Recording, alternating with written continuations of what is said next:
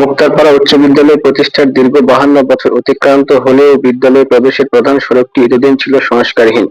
ভাঙাচোরা, সংকীর্ণ ও জরাজীর্ণ এই সড়কটি দীর্ঘদিন ধরে শিক্ষার্থী, শিক্ষক, অভিভাবক সহ এলাকাবাসীর জন্য চরম দুর্ভোগান্তির কারণ হয়ে দাঁড়িয়েছিল।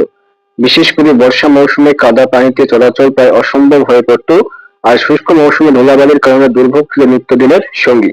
দীর্ঘদিনের এই সমস্যার সমাধানে অবশেষে সংশ্লিষ্ট কর্তৃপক্ষের মাধ্যমে রাস্তা সংস্কারের জন্য টেন্ডার অনুমোদন হয়। টেন্ডার অনুযায়ী রাস্তার প্রস্থ 10 ফুট নির্ধারণ করা হলেও দীর্ঘদিনের অবহেলা ও অযত্নের কারণে অনেক স্থানে রাস্তা সংকুচিত হয়ে কোথাও কোথাও মাত্র 5 ফুটই নেমে আসে। ফলে নির্ধারিত মান অনুযায়ী কাজ বাস্তবায়নে জটিলতা দেখা দেয়। এই অবস্থায় গ্রামের সর্বস্তরের মানুষ, যুবক, বৃদ্ধ সহ বিভিন্ন পেশার বাসিন্দারা স্বতঃস্ফূর্তভাবে একত্রিত হয়ে রাস্তা প্রশস্তকরণ কাজে অংশগ্রহণ করেন। নিজ নিজ সামর্থ্য অনুযায়ী শ্রম দিয়ে তারা রাস্তা পরিষ্কার, মাটি কাটা এবং প্রস্থ ঠিক করার কাজে সহযোগিতা করেন। গ্রামবাসীর এই সম্মিলিত প্রচেষ্টায় নির্ধারিত 10 ফুট প্রশস্ত রাস্তা পুনরুদ্ধার করা সম্ভব হয়। রাস্তা প্রস্তুত ও প্রাথমিক কাজ সম্পন্ন হওয়ার পর গ্রামের গণ্যমান্য ব্যক্তি ও সচেতন মহলের উদ্যোগে অংশগ্রহণকারীদের জন্য খাওয়া-দাওয়ার আয়োজন করা হয়। এতে গ্রামবাসীর মধ্যে সৌহার্দ্য, সম্প্রীতি ও ঐক্যের বন্ধন আরও সুদৃঢ় হয়।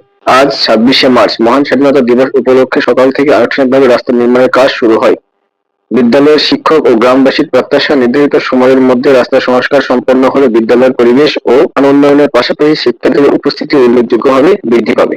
আমাদের এই মুক্তারপাড়া উচ্চ বিদ্যালয়ের এই বিশেষ করে মুক্তারপাড়া, তারপরে দুর্গাপুর, তারপরে হচ্ছে এই যে নামানুরপুর, তাজনগর, এগুলো স্টুডেন্ট গুলো সাধারণত এই রাস্তা দিয়ে প্রবেশ করে।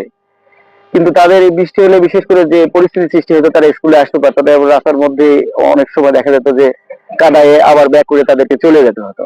তো স্কুলে প্রতিষ্ঠা লগ্ন থেকে এ পর্যন্ত এই রাস্তার কোনো তেমন ভাবে কেউ উদ্যোগ নিয়ে কাজ করেনি। তো বর্তমান সরকার বা বর্তমান পরিস্থিতিতে আমাদের এই স্কুলের বিশেষ করে ছাত্রছাত্রীদের সুবিধার্থে এই যে রাস্তার কাজটা হচ্ছে এবং গণমানুষের যে একটা সুবিধা, এটা আমাদের স্কুলের জন্য মনে করছি যে খুবই ভালো হবে এবং ছেলে মেয়ে স্কুলে আসতে স্বাচ্ছন্দ্য বোধ করবে এবং ভবিষ্যতে আমাদের এই বিদ্যালয়ের শিক্ষার মান আরো উন্নত হবে।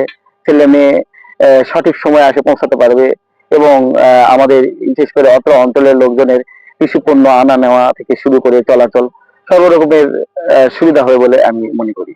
বিসমিল্লাহির রহমানির রহিম।